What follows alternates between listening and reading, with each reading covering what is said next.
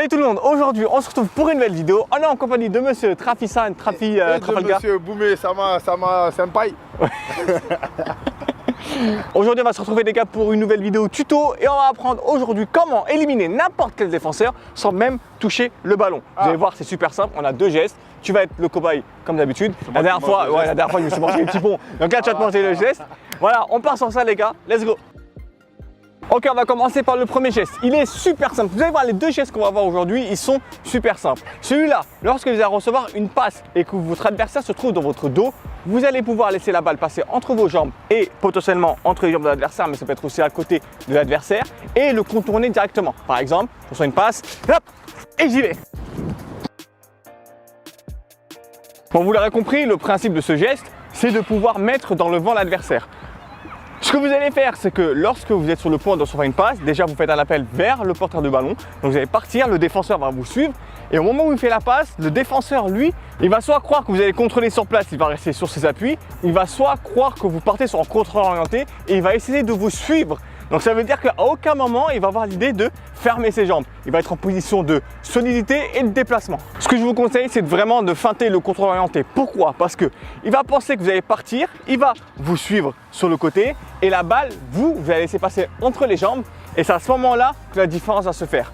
Il va être emporté avec vous et vous, en plus de ça, au moment où vous partez, vous aurez une avance sur lui au moment de vous retourner.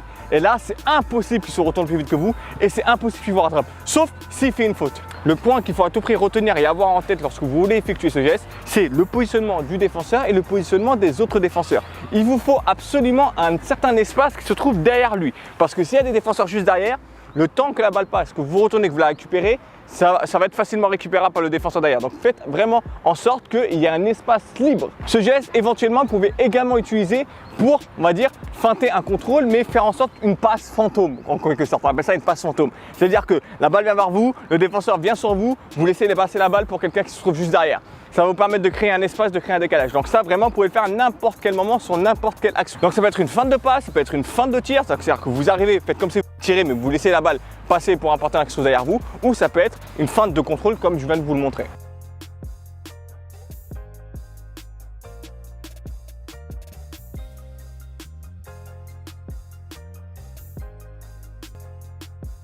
Ok, maintenant on va partir sur le deuxième geste. Retenez tous les principes que je vous ai donnés au niveau du premier geste et vous allez juste utiliser ici. Cette fois-ci, toujours la même chose, feinte de contrôle, sauf que cette fois-ci, votre adversaire va savoir d'où vient le ballon. Il va surtout savoir ce que vous allez faire à peu près. Vous allez faire un appel contre appel, mais pas dans le sens pour recevoir la balle. C'est-à-dire qu'en temps normal, vous ferez appel pour que le défenseur vous suive, contre appel pour recevoir le ballon dans les pieds. Cette fois-ci, vous allez faire l'inverse. Vous allez faire appel pour recevoir le ballon, mais au moment où il fait la passe, faites contre-appel pour pouvoir la contrôler sans la toucher. Je vous montre un exemple. T'es prêt? 1, 2. Et vous.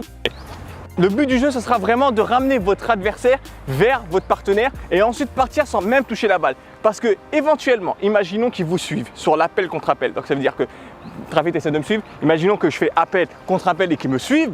Il va penser que je vais contrôler le ballon. Sauf que vous allez le laisser couler et le prendre de vitesse. Ça va juste le temps d'avance que vous aurez parce que vous avez le bénéfice d'être celui qui va initier l'action. Le temps d'avance que vous aurez sur ça, ça va vous permettre de le prendre de vitesse sur la suite. Bien évidemment, il faudra vraiment voir qu'il n'y a personne derrière vous pour pouvoir laisser la balle couler. Et vous allez voir que juste, même là, en savoir ce que je vais faire, juste le fait que j'ai l'initiative, ça va tout changer. T'es prêt? 1, 2.